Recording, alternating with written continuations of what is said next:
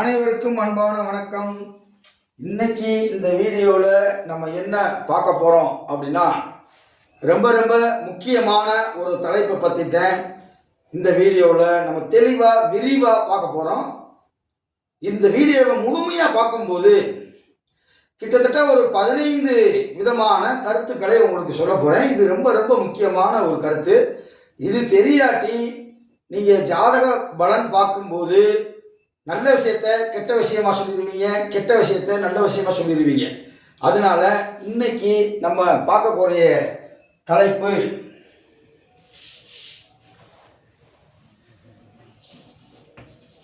எப்போது ஒரு கிரகம்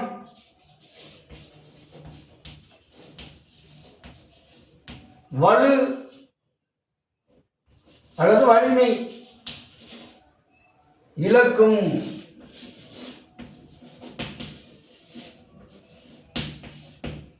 அதாவது எப்போது ஒரு கிரகம் வலிமையை இழக்கும் என்பதுதான் இன்னைக்கு நம்ம பார்க்கக்கூடிய ஒரு அற்புதமான தலைப்பு. ஒரு கிரகம் ஆட்சி பெற்றதை போல அல்லது உச்சம் பெற்றதை போல நமக்கு ஜாதக கட்டத்தில் அமைஞ்சிருக்கும், அல்லது நல்ல ஸ்தானம் திரிகோணம் கேந்திர ஸ்தானத்தில் இருக்கிற மாதிரி இருக்கும். ஆனால் அது நல்ல பலனை தராது. அப்போ அந்த கிரகம் தன்னுடைய வலிமையை இழந்து விட்டது அப்படின்னு அர்த்தம். அப்போ எப்படிலாம் இருந்தால் ஒரு கிரகம் தன்னுடைய வலிமையை இழக்கும் என்பதை பற்றி கிட்டத்தட்ட ஒரு 15 கருத்துக்களை இந்த வீடியோவில் தெளிவாக விரிவாக அழகாக சொல்ல போகிறேன். நீங்கள் ஒவ்வொரு கருத்துக்களையும் மனதிலே எழுதி கொண்டாலும் சரி, அல்லது உங்களுடைய ஜோதிட ஏட்டிலே நீங்கள் எழுதி கொண்டாலும் சரி, ஓகேவா?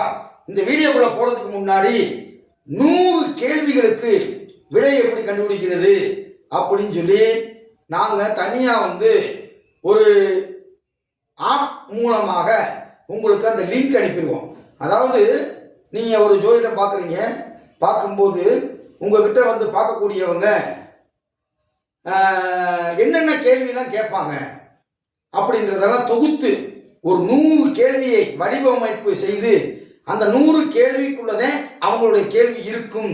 அப்போ அந்த 100 கேள்விக்கு எப்படி விடையை கண்டுபிடிக்கிறது? பொண்ணு பார்க்க போகிறோம், எங்களுக்கு எந்த திசையிலேருந்து கிடைக்கும்? பொண்ணு பக்கத்தில் கிடைக்குமா, தூரத்தில் கிடைக்குமா அப்படின்னு ஒரு கேள்வி கேட்பாங்க. அதை எப்படி பார்க்கறது? ஒரு குழந்தை பிறந்துடுது, குழந்தை பிறந்த உடனே இன்னொரு குழந்தை எப்போ பிறக்கும்? எல்லா கேள்விக்கும் நம்முடைய ஜோதிட முனிவர்கள், மகரிஷிகள், சித்தர்கள், எம்பெருமான் சிவபெருமானுடைய அருளை பெற்று அவர்கள் தன்னுடைய கருத்துக்களை எல்லாம் மூல நூல்களிலே எழுதி வைத்திருக்கிறார்கள். அந்த அடிப்படையில் 100 கேள்விக்கு விடைகளை எப்படி காண்பது, விடைகளை எப்படி கண்டறிவது அப்படின்னு ஒரு கிட்டத்தட்ட ஒரு 150 வீடியோக்களும் அதற்குரிய பாயிண்ட்டுகளை நீங்கள் வீடியோ பார்த்து குறிக்க கூட தேவையில்லை. அதுக்கு வேண்டிய பாயிண்ட்ஸை கேள்வி பதில் மெத்தடில் டைப் அடித்து அதை பிடிஎஃபாக உங்களுக்கு கொடுத்துருவோம். அப்போ அதை மட்டும் நீங்கள் ஆரம்ப காலத்தில் பார்த்து பார்த்து பார்த்து கூட நீங்கள் சொன்னால் கூட பிரச்சனை கிடையாது. ஏன்னா ஜோதிடம் என்பது ஒரு அரிய கலை, தெய்வீக கலை. அந்த அரிய கலை உங்களுக்கு வசப்பட வேண்டும் என்று சொன்னால் பயிற்சி எடுத்துக்கொண்டே இருக்க வேண்டும், முயற்சி செய்து கொண்டே இருக்க வேண்டும். அப்போதுதான் இந்த ஜோதிட கலை உங்களுக்கு வசமாகும். ஆகவே உங்களுக்கு இந்த 100 கேள்விகளுக்கு எப்படி விடை கண்டுபிடிக்கிறது, அது எனக்கு தேவை அப்படின்னா நீங்கள் மறக்காம இந்த நம்பருக்கு ஃபோன் பண்ணி அல்லது வாட்ஸ்அப் மூலமாக கேட்டு தெரிந்து கொள்ளுங்கள். இப்போ நம்ம இந்த வீடியோக்குள்ள போகலாம். ஒரு கிரகம் எப்போது தன்னுடைய ஆட்சி வலிமையிலிருந்து இழக்கும் என்பதற்கு கிட்டத்தட்ட ஒரு 15 கருத்துக்களை நான் எழுதி வைத்திருக்கிறேன். அதாவது ஒரு கிரகம் சூரியனுடன் 3 டிகிரி 20 கலையில் நெருக்கமாக இருக்கும்போது நெருக்கமாக இருக்கும்போது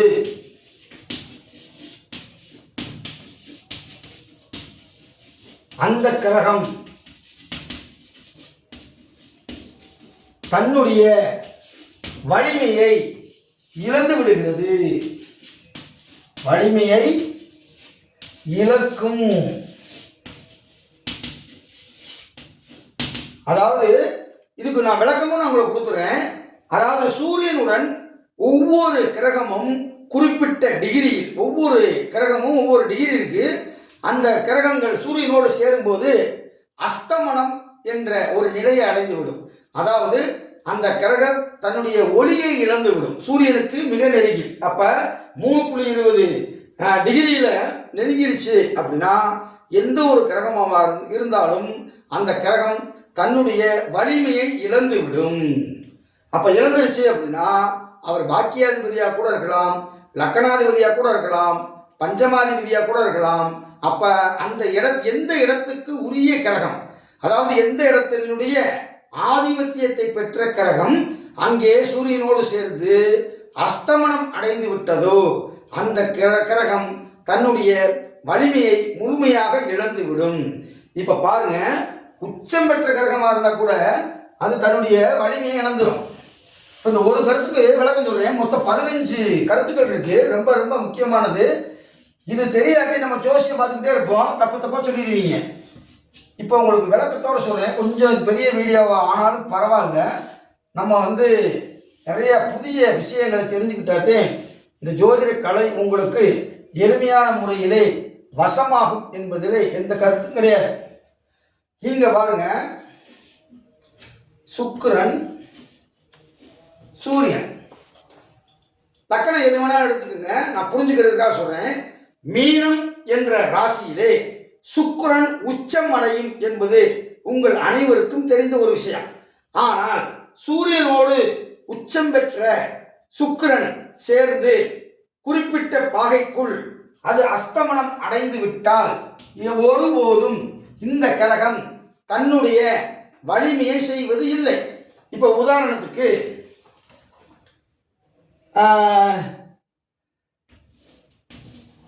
பார்த்துக்குங்க. இப்ப கடகலக்கணம் அப்படின்னு வச்சுக்கோங்க ஒரு பேருக்கு. இந்த கடகலக்கணத்துக்கு சுக்கிரன் யாரு? லாபாதிபதி. லாபாதிபதி உச்சம் பெற்றால் அந்த திசாபுத்தி காலங்களிலே மிகச்சிறந்த கோடிக்கணக்கான பணங்களை, செல்வங்களை சம்பாதிக்க வேண்டிய ஒரு சூழ்நிலை. ஆனால் இங்கே லாபாதிபதி என்று சொல்லக்கூடிய சுக்கிரன் சூரியனோடு குறிப்பிட்ட பாகைக்குள் இணைந்து அது தன்னுடைய வலிமையை இழந்து இருக்கிறது. இப்படி உச்சம் பெற்று இருந்தாலும் சரி, ஆட்சி பெற்ற கிரகமாக இருந்தாலும் சரி, சூரியனோடு சேர்ந்து அந்த கிரகம் எப்போது அஸ்தமனத்தை அடைகிறதோ அப்போது அந்த கிரகம் தன்னுடைய வலிமையை முழுமையாக இழந்துவிடும். அப்ப லாபத்தை தருமா என்றால் லாபத்தை ஒருபோதும் தரமாட்டார். லாபாதிபதி என்றால் லாபத்தை தரக்கூடியவர். அப்ப அவர் ஒரு பிசினஸ் மேன், பல கோடியை டேர்ன் ஓவர் பண்றாரு அப்படின்னா இந்த காலகட்டங்களில் அவருக்கு செல்வத்தை இழக்கக்கூடிய சூழ்நிலை தான் வருமே தவிர செல்வத்தை ஈட்டக்கூடிய சூழ்நிலை ஒருபோதும் வராது. அப்ப இங்கே சுக்கிரன் வலு இழந்து விட்டார். ஓகேவா? இது ஒரு கருத்து. மொத்தம் 15 கருத்து இருக்கு. அந்த 15 கருத்தையுமே நான் சின்ன சின்ன விளக்கத்தில் சொல்லிடுறேன். ரெண்டாவது, ராசி கட்டத்தில்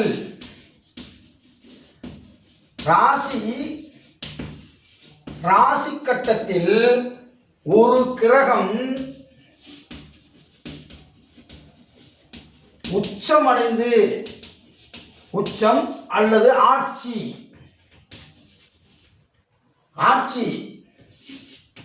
பெற்று நவாம்சத்தில் ஒரு கிரகம் நீச்சம் பெற்றால் அல்லது பகைவருடைய வீட்டிலே அமர்ந்தாலோ அது தன்னுடைய வலிமை இழக்கும். இதுக்கு நான் கட்டம் போட்டு விளக்க வேண்டிய அவசியம் இல்லை. பாயிண்ட் மட்டும் தெரிஞ்சுக்கங்க. கட்டம் போட்டு ஒவ்வொன்றுக்கும் நான் விளக்கினேன் அப்படின்னா 2 மணி நேரம் ஆகி போயிடும் இந்த வீடியோ. அதனால ராசி கட்டத்தில் ஒரு கிரகம் உச்சமா இருக்கு, ஆட்சியா இருக்கு, வலிமையா இருக்கு அப்படின்னு சொல்லி நீங்க நவாம்சத்தை சீர்தூக்கி பார்க்கல அப்படின்னா அந்த உச்சம் பெற்ற ஆட்சி பெற்ற கிரகத்தினுடைய திசாபுத்தி காலங்களிலே அது தன்னுடைய கருத்துக்களை மாற்றி செய்யும். அவ்வளோதான், முடிஞ்சு போச்சு. அப்போ பகை வீட்டில் கூட அந்த கிரகங்கள் உட்காரக்கூடாது, தீயவர் வீட்டில் உட்காரக்கூடாது. அதெல்லாம் அங்கே கொஞ்சம் கொஞ்சமாக வலு இழக்கும். அங்கே நவாம்சத்தில் நீசமாகி போச்சுன்னா சுத்தமாக வலு இழந்துடும். பகை வீட்டில் போய் உட்காந்துருச்சுன்னா பாதி வலு இருக்கும், பாதி வலு இருக்காது. அதே அப்போ நவாம்சத்தில் அஸ்தமனம் தோஷம் இதெல்லாம் கிடையாது. ஓகேவா? அந்த கிரகத்தினுடைய வலிமையை சீர்தூக்கி பார்க்கறதுக்கு தான் 9வது அம்சம். நவா அப்படின்னா 9வது கட்டம் அப்படின்னு அர்த்தம். அந்த 9வது கட்டத்துக்கும் மனிதனுடைய வாழ்க்கைக்கு இந்த நிறைய ஒற்றுமைகள் வேறுபாடு எல்லாமே இருக்கு. அதனால இந்த நவாம்ச கட்டம் தான் ரொம்ப ரொம்ப முக்கியமானது. ஓகேவா? அதுக்கடுத்து 3வது கருத்து,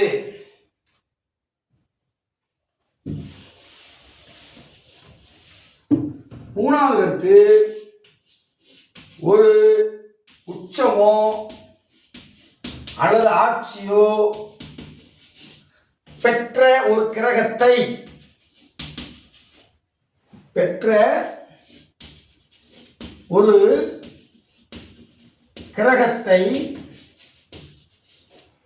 வக்ரமடைந்த கிரகம் பார்த்தால், இதெல்லாம் உத்தரகாலாமிரதத்தில் இருக்குங்க. ஒரு கிரகம் வக்ரம் பெற்ற கிரகம் பார்த்தால் அது தன்னுடைய வலிமையை இழக்கும்.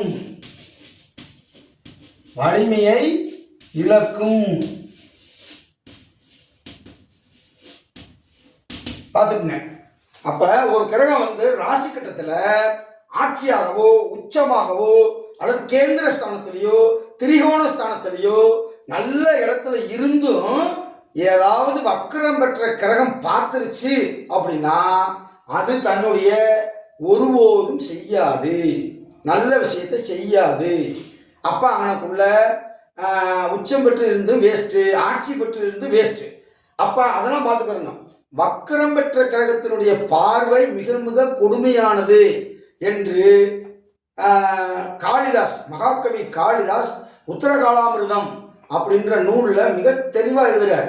அப்போ வக்ரம் பெற்ற கிரகம் பார்த்துருச்சு அப்படின்னா இது தன்னுடைய கிரகத்தினுடைய அந்த வலிமையை இழந்து விடும். அப்போ எந்த கிரகம் வலிமை இழக்கணும்?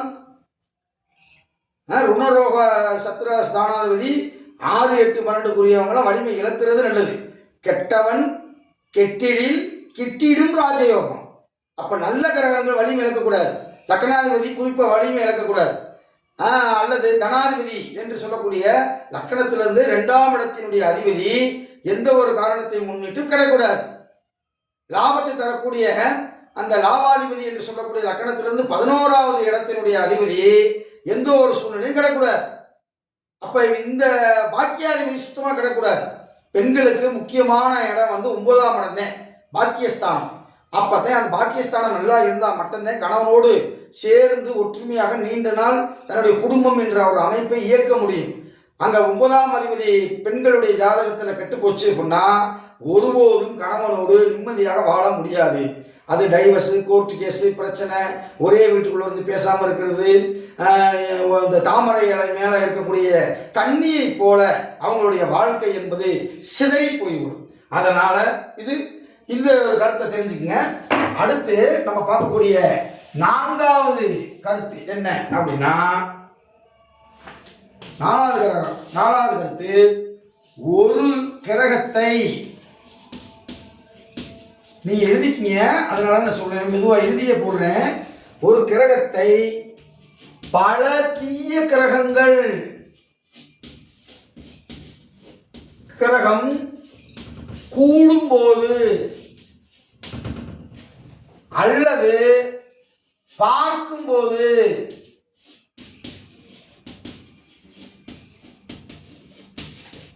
அது அந்த கிரகம் தன்னுடைய வலிமை இழக்கும். அந்த கிரகம் தன்னுடைய வலிமையை இழக்கும். எழுதிக்கீங்க, தன்னுடைய வலிமையை இழக்கும். இதுக்கு நான் விளக்கம் சொல்றேன். அதாவது ஒரு கிரகம் இருக்கு, ஒரு பாக்கியாதிபதியே அப்படின்னு வச்சுக்கோங்க, அல்லது லக்கணாதிபதினு வச்சுக்கோங்க, அல்லது குறிப்பா 7ஆம் இடத்தின் அதிபதி கலஸ்திரஸ்தானாதிபதி அவரெல்லாம் ஒன்றுக்கு மேற்பட்ட கிரகங்கள் தீய கிரகங்கள் பார்க்கும்போது இல்லற வாழ்க்கை அவர்களுக்கு இருக்காது. குறிப்பாக 7ஆம் இடத்தையோ 7ஆம் இடத்தினுடைய அதிபதியையோ தீய கிரகங்கள் ஒன்றுக்கு மேற்பட்ட கிரகங்கள் பார்க்கும்போது அவர்களுக்கு திருமணமே அமையாது. இதுதான் மூல நூலில் இருக்கக்கூடிய சூட்சும விதிகள். அப்ப 7ஆம் இடத்தை 2 தீய கிரகங்கள் பார்க்கக்கூடாது, அல்லது 7ஆம் இடத்தினுடைய அதிபதியை 2 தீய கிரகங்கள் ஒருபோதும் பார்க்கக்கூடாது. அப்படி பார்த்துட்டா அந்த கிரகம் தன்னுடைய வலிமையை இழந்து இருக்கிறது. அப்ப அதனுடைய திசாபுத்தி காலங்களிலே அந்த ஜாதகருக்கு துன்பத்தை தான் தருமே தவிர ஒருபோதும் இன்பத்தை தராது. ஒரு கிரகம் வலிமை இழந்து போச்சுன்னா அது நல்லது செய்ய வேண்டியது செய்யாது, அதுக்கு பதில் கெட்டது செய்யும். அல்லது அந்த கிரகம் ஒன்றும் செய்யாது, அஸ்தமனம் ஆயிடுச்சுன்னா ஒன்றுமே செய்யாது. புரியுதா உங்களுக்கு? ஒரு வக்கரம் பெற்ற கிரகம் தன்னுடைய வீரியத்தை 2 மடங்காக ஆக்கும். அது நம்ம ஏற்கனவே ஒரு வீடியோவில் சொல்லியிருக்கேன், அதை பற்றி நான் விரிவாக சொல்ல விரும்பலை. ஓகேவா? இதை புரிஞ்சுக்கங்க. ஒரு கிரகத்தை பல தீய கிரகங்கள், பல என்று சொன்னால் ஒன்றுக்கு மேற்பட்ட கிரகங்கள் கூடும்போது, அப்ப 7ஆம் அதிபதியோடு 2 தீய கிரகங்கள் கூடியிருக்கு, ஒரு தீய கிரகம் பார்த்துருச்சு அப்படின்னா அவங்களுக்கு திருமண வாழ்க்கை இருக்காது. அல்லது நடந்தாலும் அது சக்சஸ் பண்ணி அவங்க வாழ்க்கையை ஓட்டக்கூடிய சூழ்நிலை இருக்காது. அதனுடைய திசா புத்தி காலங்களிலே தன்னுடைய அந்த பலனை அது செஞ்சே ஆகும். அந்த பலன் நல்ல பலனாக கூட இருக்கலாம், அல்லது தீய பலனாக கூட இருக்கலாம். ஓகேவா? நல்லதோ கெட்டதோ அந்த திசா புத்தி காலங்களில் அது நடந்துவிடும். இப்ப 4வது கருத்து சொல்லிட்டேன். அடுத்த 5வது கருத்து 5 ஒரு கிரகத்தை அல்லது கிரகத்தை இருபுறமும் பாவர்கள்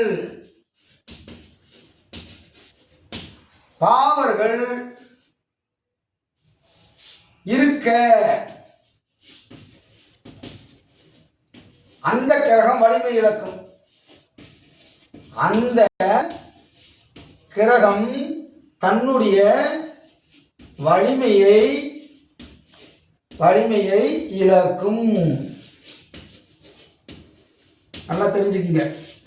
இதுக்கு பேர் பாவக்கர்த்தாதி தோஷம் அப்படின்னு பேருங்க. இதை கூட ஒரு சின்ன படம் போடுறேன் பாருங்க. அதாவது ஒரு கிரகம் அதுவும் குறிப்பா உறவை குறிக்கக்கூடிய கிரகங்களுக்கு இருபுறத்திலும் தீய கிரகங்கள் இருந்து திசாபுத்தி நடைமுறைக்கு வந்தால் அந்த உறவுக்கு உயிருக்கு ஆபத்து ஏற்படும். இப்ப பாருங்க, சந்திரன் இங்கே இருக்கு, இங்கே கடகத்திலே சந்திரன் ஆட்சி. இங்கே இப்படி ஒரு அமைப்பு இருக்கிறது என்றால், ஒரு கிரகம் ஆட்சி பெற்று இருந்தால் கூட அதனுடைய கிரகத்தினுடைய இருபுறத்திலும் தீய கிரகங்கள் என்று சொல்லக்கூடிய சனியும் ராகுவும் இருந்தால், சனி திசை ராகு புத்தி அல்லது ராகு திசை சனி புத்தியில் தாய் சந்திரன் என்பது தாய், அந்த தாய்க்கு உயிர் ஆபத்து ஏற்படும். சூரியனுக்கு இருபுறத்திலும் தீய கிரகங்கள் இருந்து அந்த தீய கிரகத்தினுடைய திசாபுத்தி காலங்களிலே தந்தைக்கு உயிரிழப்பு ஏற்படும். புதன் என்ற கிரகத்துக்கு இருபுறத்திலே பாவ கிரகங்கள் இருந்து அந்த இருபுறத்தில் இருக்கக்கூடிய திசை புத்தி காலங்களிலே மாமாவுக்கு உயிராபத்து, உயிர் இழக்கக்கூடிய சமத்துக்கு சமமாக இருக்கக்கூடிய கண்டம் ஏற்படும். அது தெரிஞ்சுக்கங்க. இதுக்கு பேர் பாவகர்த்தாதி தோஷம். புரியுதா? அதை தெரிஞ்சுக்கங்க. அதுக்கடுத்து 6வது கருத்து. மொத்தம் 15 கருத்து இருக்கு.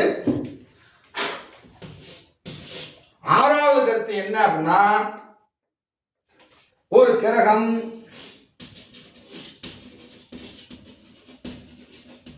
கிரகம் நீச்சம் பெற்றாலோ பகை பெற்றாலோ அஸ்தமனம் அடைந்தாலோ, ஏற்கனவே சொல்லிட்டேன், இருந்தாலும் இந்த கருத்தை அஸ்தமனத்தையும் சேர்த்துக்கிறேன். மறுபடியும் கூறியது கூறல், ஒரு விஷயத்தை மறுபடியும் கூறும்போது உங்களுக்கு வந்து அந்த விஷயம் வந்து ஸ்ட்ராங்காக போய் மனதில் போய் பதியும். அதனால சொல்றேன், ஒரு கிரகம் வந்து நீச்சம் பெற்றாலோ, பகை வீட்டில் இருந்தாலோ, அஸ்தமனம் அடைந்தாலோ, பாவ கிரகங்கள் கூடி இருந்தாலோ பார்த்தாலோ அந்த கிரகம் வலிமை இழக்கும். இது ஏற்கனவே சொல்லியாச்சு, இருந்தாலும் உங்களுக்கு சொல்றேன். அதுக்கடுத்து ஏழாவது கருத்து என்ன அப்படின்னா, ஒரு கிரகத்துக்கு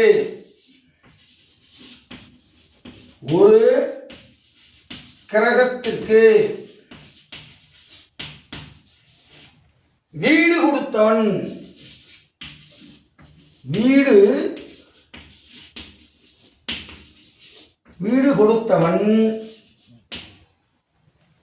நீச்சமடைந்தாலோ அல்லது 6, 8, 12 மறைந்தாலோ அந்த கிரகம் தன்னுடைய வலிமையை இழக்கும். நல்லா கேட்டுக்குங்க.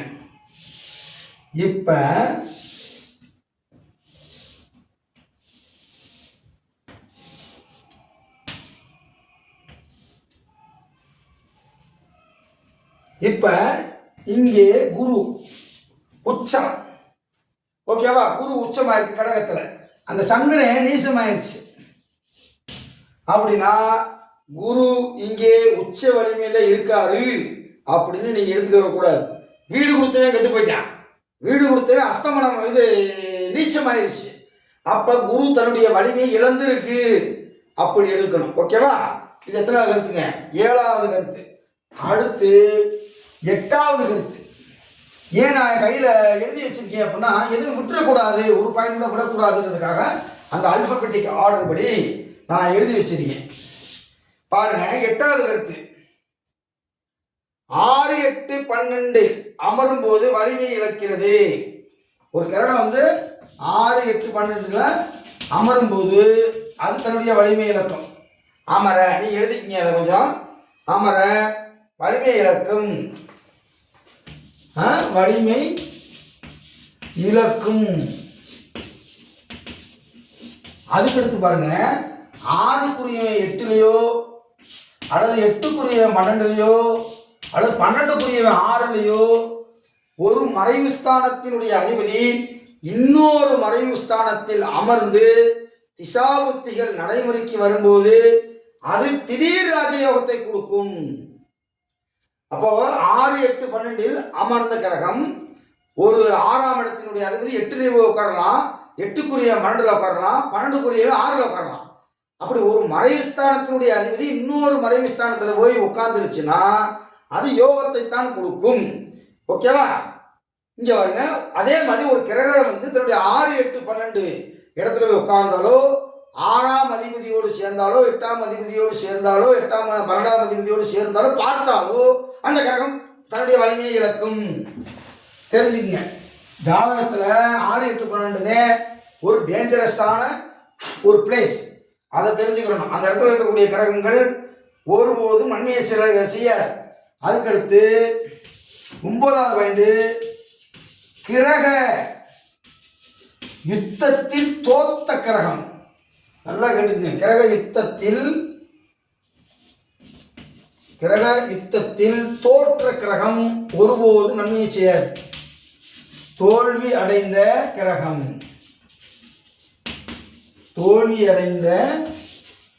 கிரகம் தன்னுடைய வலிமையை இழக்கும். தன்னுடைய வலிமையை இழந்துவிடும். வலிமையை இழக்கும். ஏன் அவ்வளோ பொறுமையாக எழுதி போடுறேன்னா, நிறையா பேர் எழுதுறீங்க, அதுதான் நான் உங்களுக்காக எழுதுறேன். வாயில் சொல்லிட்டு போனோம்னா நீங்கள் எழுத முடியாது, மறுபடியும் அதை ரீவைண்ட் பண்ணி கேட்டுக்கிட்டே இருக்கணும். ஓகேவா? ரைட். இப்போ கிரக யுத்தத்தில் தோற்ற கிரகம், கிரக யுத்தம்னா என்ன அப்படின்றது உங்களுக்கு ஏற்கனவே தனியாக ஒரு வீடியோ போட்டிருக்கேன். அதை மறுபடியும் நம்ம விளக்கணும்னா டைம் ஆகிக்கிருக்கோம். இப்போ சுருக்கமாக சொல்லிடுறேன். 1 டிகிரிக்குள் இப்போ 2 கிரகம் சேர்ந்துருக்கு, 20 பல கலை, இது வருது 13, இது 13 போட்டுக்குங்க ஒரு உதாரணத்துக்கு. அப்போ அடுத்த ஒரு கிரகம் 21 டிகிரியில் இருக்கு.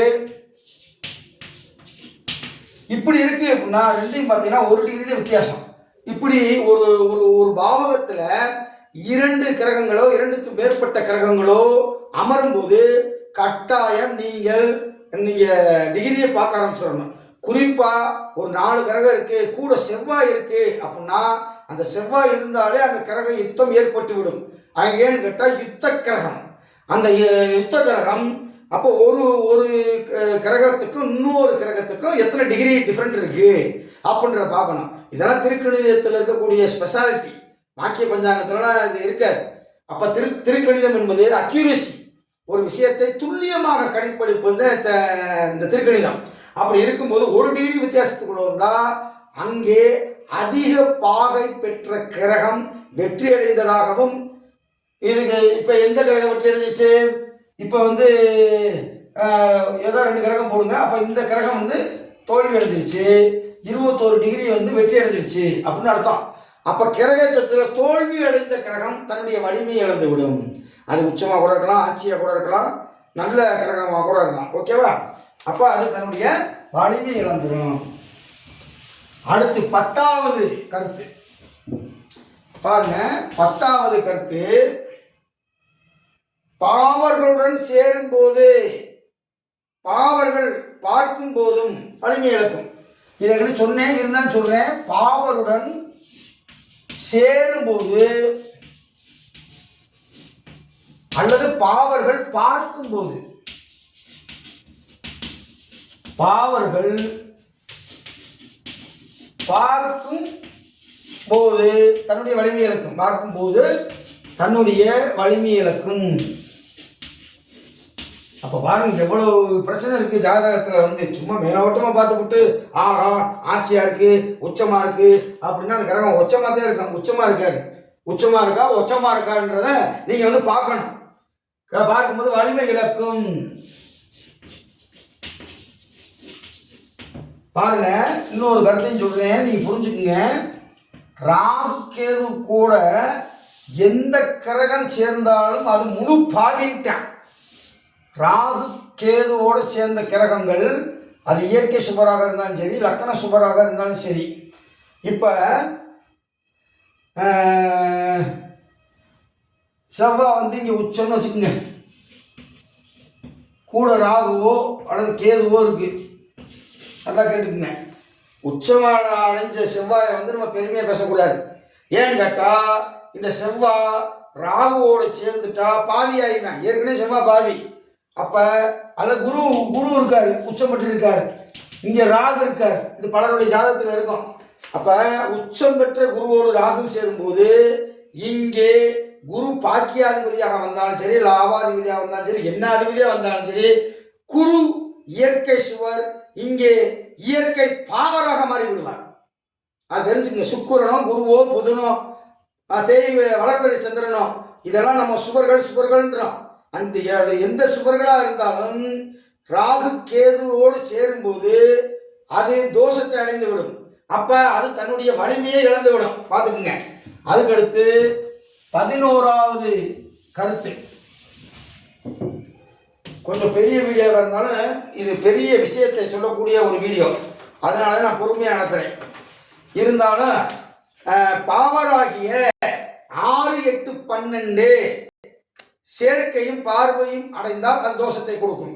அதுக்கடுத்து 12வது கருத்து எழுதிங்க. நீச்சம் பெற்ற சாரத்தை பெற்ற போது அது வலிமை இழக்கும். இது முக்கியமான கருத்துங்க. இது எழுதி போடுவாங்கன்னா நீங்க எழுதிங்க. நீச்சம் பெற்ற கிரகம், நீச்சம் பெற்ற கிரகத்தினுடைய சாரத்தை ஒரு உச்சம் பெற்ற கிரகம் வாங்கிருச்சுன்னா அங்கேயும் வலிமை இழக்கும். உச்சம் பெற்ற கிரகம் வலிமை இழந்துடும். அதே மாதிரி ஆட்சி உச்சம் பெற்ற கிரகங்கள், நல்ல நிலைமையில் இருக்கக்கூடிய கேந்திர திரிகோண ஸ்தானங்களில் இருக்கக்கூடிய கிரகங்கள் அந்த 6, 8, 12 சாரத்தை வாங்கும் போதும் அது வலிமை இழந்து விடும். அப்ப சாரத்தையும் பார்க்கணும். சாரம் பார்க்காதவன் சோரம் போவான். அவ்வளவுதான். நீங்க ஒரு ப்ரெடிக்ஷன் கரெக்டாக எடுக்க முடியாது. அப்ப சாரம் என்பது ஒரு மரத்தினுடைய ஆணிவேர். அந்த ஆணிவேரை நீங்க பார்க்கணும். சாரமே நான் பார்க்க மாட்டேன், அந்த ஜாதக கட்டத்தில் அப்படி பெறட்ட மாட்டேன், நான் அப்படியே பார்ப்பேன். இந்த வடிவேலு சொல்லுவேன் பாருங்க ஒரு படத்துல, தமிழ்நாட்டில் அண்ணன் எங்கே போனாலும் பஸ்ஸில் கம்பியை பிடிக்க மாட்டார் அப்படின்ட்டு இப்படி ஆடிக்கிட்டே போவார். அது மாதிரி தமிழ்நாட்டில் எந்த ஜோசியத்தை பார்த்தாலும் நான் சாரம் பார்க்க மாட்டேன் அப்படின்னு சொல்லி பார்க்கக்கூடிய ஆள் நிறையா ஜோசியர் இருக்காங்க. அப்படி பார்த்தீங்கன்னா நீங்கள் ஒருபோதும் பெரிய ஆளாக வர முடியாது.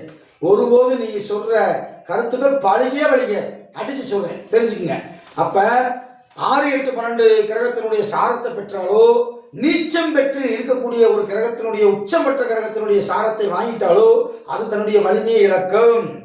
அதுக்கடுத்து 13வது கருத்து, ஒரு பாவகாதிபதி அந்த பாவகத்தில் 8ஆம் இடத்தில் இருந்தால் அஸ்தமனம் அடைந்துவிடும்.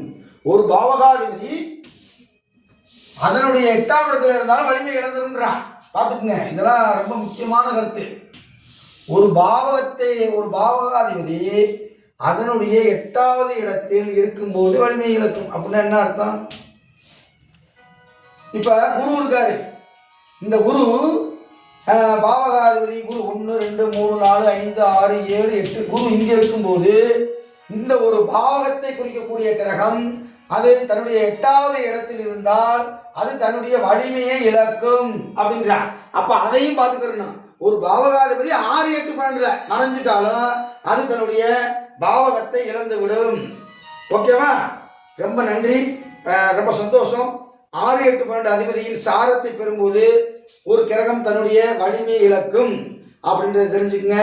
தயவு செய்து நீங்கள் லைக் பண்ணுங்க.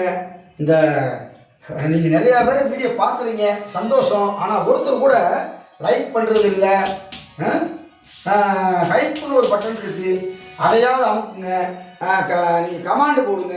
அது எங்களை மேலும் மேலும் பல அரிய தகவல்களை உங்களுக்கு நாங்கள் தர்றதுக்கு கடமைப்பட்டிருக்கோம். உங்களுக்கு ஏதாவது சந்தேகம் இருந்தால் இந்த நம்பருக்கு நீங்கள் வாட்ஸ்அப்பில் பேசி கூட அனுப்புங்க. உங்களுக்கு சந்தேகத்தை நான் கிளியர் பண்ணுறேன். ஓகேவா? ரொம்ப நன்றி, வணக்கம். நன்றி, வணக்கம். ஓம் நமச்சிவாயா.